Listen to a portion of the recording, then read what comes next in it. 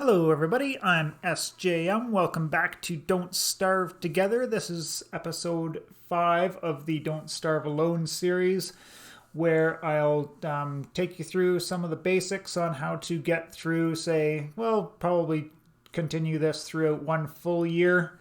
And then after that, that's kind of should give everybody on their feet and a running chance at surviving in a multiplayer situation where they know kind of things they need to prioritize and all of that good stuff, and just how the ebb and flow goes of a year of Don't Starve. So I played a little bit off screen or off camera for a couple of hours. Well, not a couple of hours, about 40 minutes or so, like 2 days. So, essentially, at the end of the last episode, we had just gone up to the deciduous biome here near the Pig King, where the Glommer statue is, at the full moon on day 11. Picked up Glommer, brought him back home, and we were started off here back at home at the about a little bit of the way into day 12.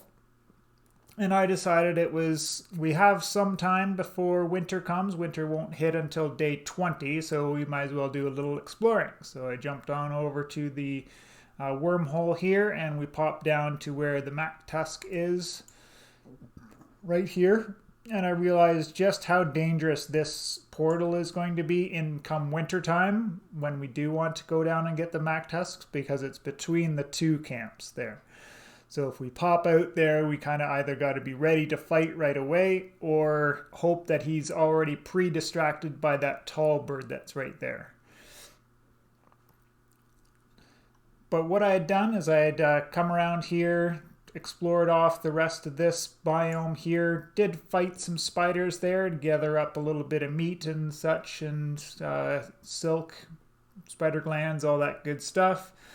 Then came back and then just did all the exploring there. Opened up the rest of the swamp biome. Came back this way. Opened up this half of the desert over here. And then came down here. Opened up all the rest of this except for this small strip there, which not too worried about. I don't anticipate there being anything interesting there.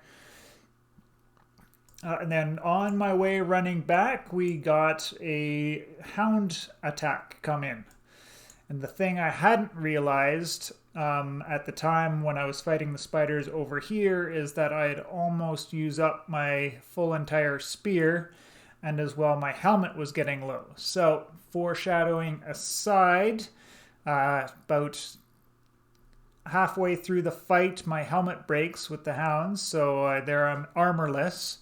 And then on the last hound, my spear breaks as well. And I ended up having to try and kite and punch a hound, which was in hindsight the worst thing to do. I did a little bit of the main thing to try and avoid in Don't Starve is to not panic, right?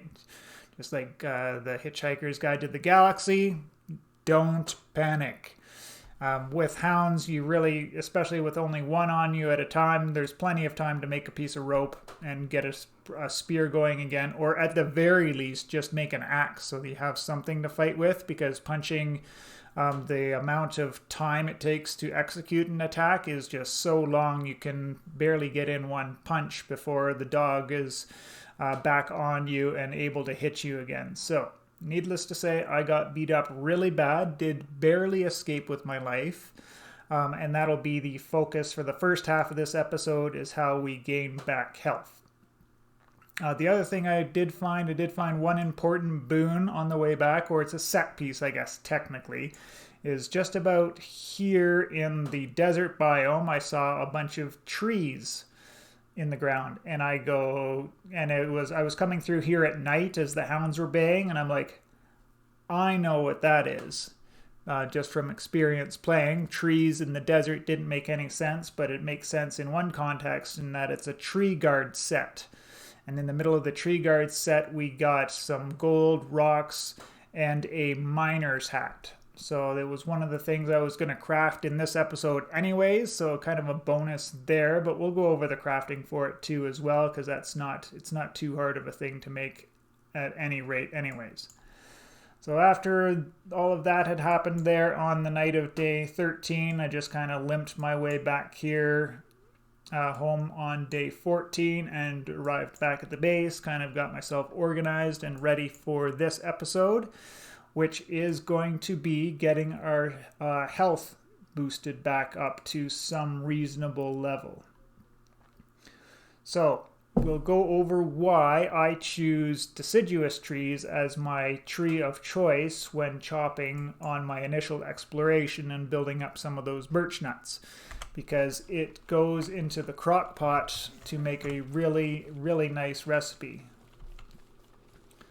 So as you can see here, I've kind of crafted my new football helmet. I got my spear back up again, kind of first things I prioritized getting back when I got back home. But we're going to need some berries.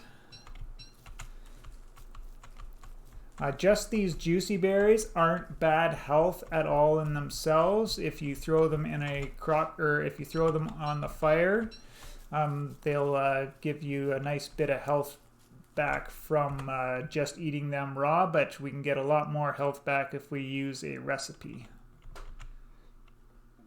Oh, I kind of got myself turned around here. Don't want to get too far away from camp because I need to make my stuff.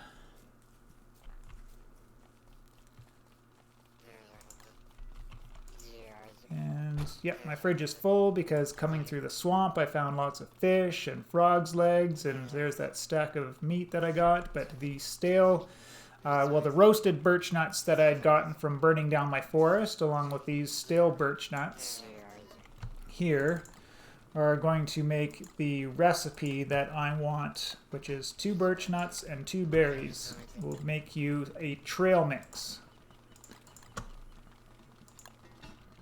That will make us one of the best early game food options that we have in the game there. So harvest that guy off. We start at 44 on there. I might as well throw a log on the fire here for now. So it gave us 30 health. And just a little bit of hunger, not too bad, but there it popped us up back real nice as well. The other healing item is, I don't have enough ash, so that's an easy thing to solve. I'm going to grab a stick,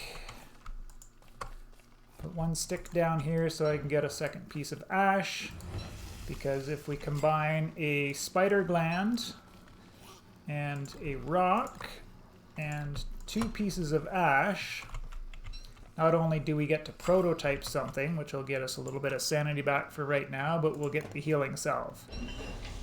Spider gland by itself gets us back 8, so that brought us up to 112, but a healing salve gets us 20, so that brings us up to 132. So just like that, we went from dire straits back to pretty good shape overall, so nothing to worry about there. We do want to, while we're kind of waiting around, get Glommer kind of pushed back over to the fire so that we can maintain our sanity while we do things around the fire at night. I'm just going to get some of this meat cooked up, a little bit of it for now anyways. Don't need all of it by any stretch of the imagination, because we're going to go over another crock pot, real handy crock pot recipe here. So the reason why I get the bird cage up and running, especially with Wilson as a character, is that he has, one of the best foods in the game by far is the bacon and eggs recipe. And if you're looking for recipes in the crock pot, definitely reference the Don't Starve wiki.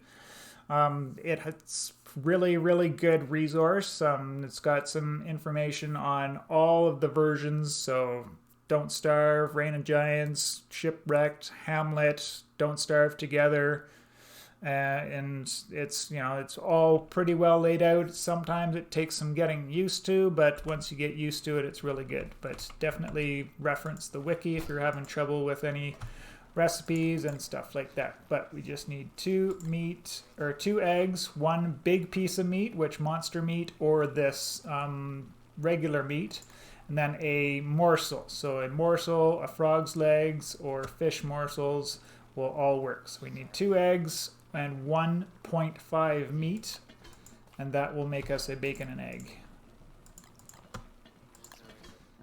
And this will give us back a good chunk of health, and for Wilson specifically, normally it gives back 75, but because there's a preferred food system in Don't Starve Together, it actually gives him a bonus bit of hunger back as well. So it's a really is truly the best food in the game if you're playing as Wilson, because of how much hunger it gets you back. So now we need to ask ourselves the all-important question, what's next? So we're on to day 15 now, and that means in 5 days we're going to be facing down winter. So we need to prepare for that. The best thing to get prepared for winter is to have some winter clothing available. Most of the winter clothing is based around 2 things, silk and beefalo hair. So since we've been farming spiders, we have a fair amount of silk going right now. I've got 7, but it's not a lot, but we'll get some more soon enough for sure. But beefalo hair for wool, we are actually quite low on for right now. So we're going to go to the go-to item for getting beefalo hair, which is the razor. So we've got some room to prototype there, so definitely wanted to do that there.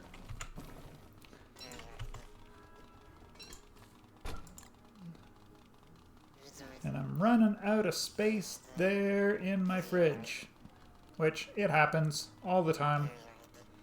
I picked up some random carrots along the way, so I'm just going to kind of munch on those for now. Could have probably left them out to rot, but I'm not super worried about it. So in my world exploration, when I came up to this big savanna biome, I don't honestly recall seeing any beefalo up here. So that means the only beefalo I have are in this biome here, and the forest beefalo up in this little sub-biome up there.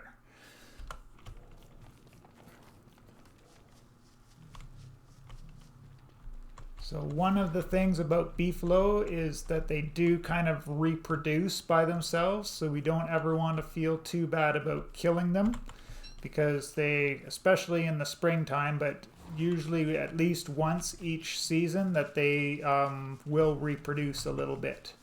And that can get overwhelming at sometimes, so you do kind of want to make a point to clear them out at some points as well during the playthrough. So I got a little bit of time to wait because we can only shave the beefalo with the razor at night.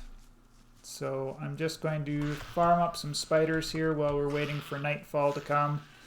Get a little bit more food, but hopefully we get some silk out of it. So there's some silk for sure. That's handy.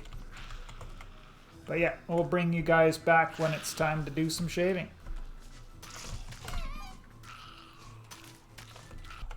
Alright, so night is almost fallen. I did pop up to the forest beefalo because I had kind of forgotten how many that were there. There was only 3 there, so kind of not worth farming them for wool with the razor. So I actually aggroed one and dragged him back along the road out of the sight of his friends, and then beat him up a little bit further down the road. But that's a little bit of an advanced tactic, which I'll go over. I'll go over that in a little bit, but for this night here, we do want to shave up all of these beefalos that we got in this area here, which I think is about 5 or 6, if I'm not mistaken. Nah, turns out they're making a liar of me. It's only 4.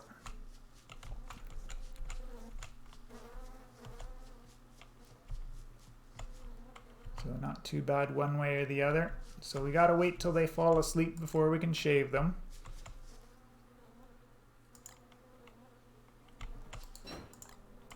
Just make sure that we've got a light handy.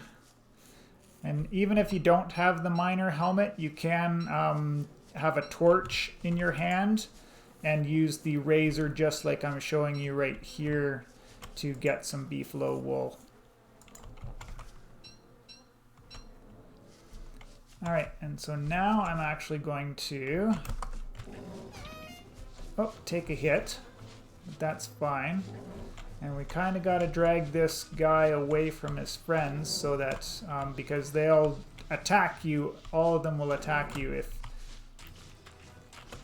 you do them within sight of each other. So you can get in technically 5 hits in between each swing that the beefalo does. And you just want to kite back and forth like that, and we actually got super lucky. So in only 2 beefalo killed, I did manage to get a beefalo horn. And by shaving it first and then killing it, I actually doubled the amount of beefalo wool I got out of it as well. Because he will definitely drop the 3 wool even if he's been shaved. So just a handy little trick there for you if you're looking to kind of maximize the amount of wool that you get out there. But now that we've got 18 plus that one from before, 19, we've got plenty of wool to go for both of the items, winter clothing items that we're going to need.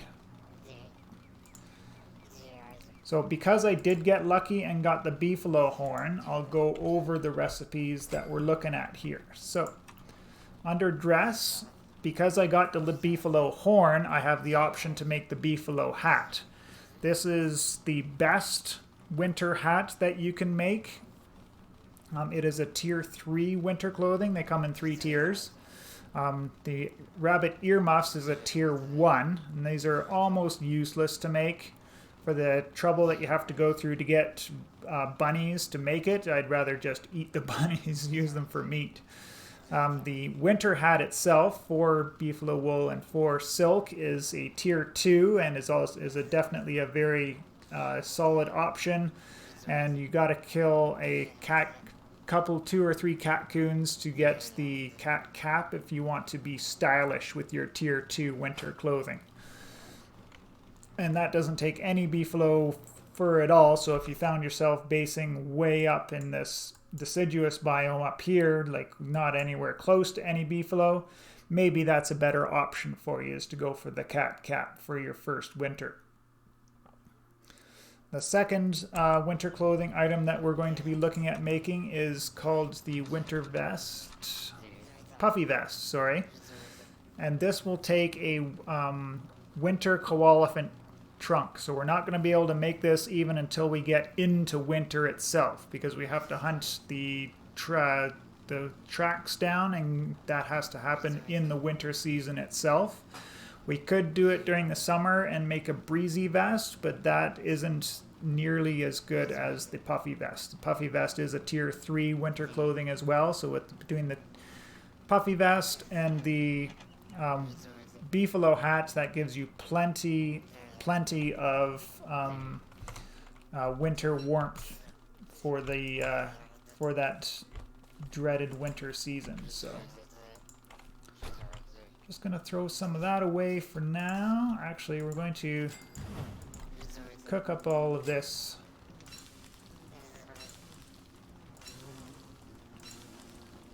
And we better get rid of these juicy berries now before I forget it. Actually, we're gonna let those turn into rot.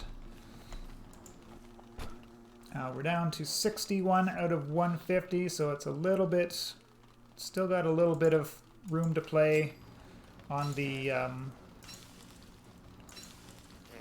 hunger before I eat some of that bacon and eggs that I made.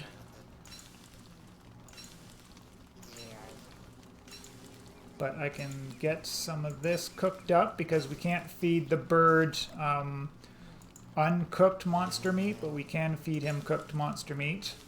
And we'll add some freshness back on those frog's legs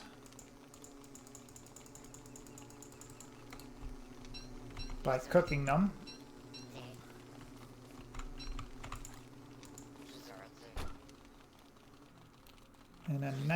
now we can make up 3 more sets of bacon and eggs.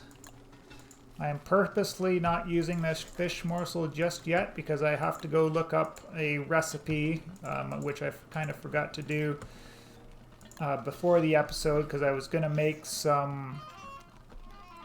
sorry for the cut there, had a great big sneeze come on. So yeah, I wanted to make up some seafood, not a seafood, surf and turf. And I got to go to the wiki and look it up. So I'll probably, before we end off this episode here, go and look that up for everybody there. So we're down to 47, so we're definitely safe to eat a bacon and eggs here now. So from 47 to 136, so it gave us like 99 or 100 hunger back for getting that, and as well as some health.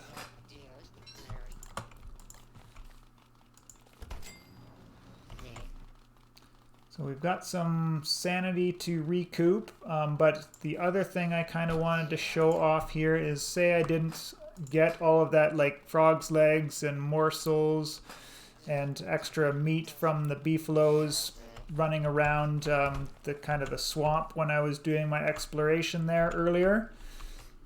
I mentioned that I had these vulture spawns nearby. So I'm just going to take one of these meats that I kind of, you know, it's handy to have, but if we pop that down here, we can lure in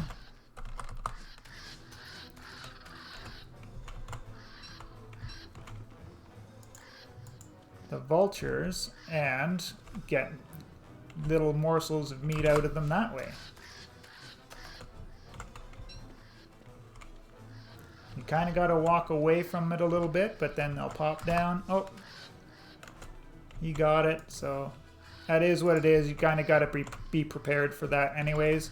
And we also get jet feathers out of it, which we're going to need when we start getting our base setup going properly here. So it's almost nighttime, but I did kind of want to show off that little trick before we got too much further along here, because that's definitely a handy one for getting some food if you don't have another way of getting some meat one way or the other. Especially those Wigfried players, we know you're always looking to get your meat one way or the other, right?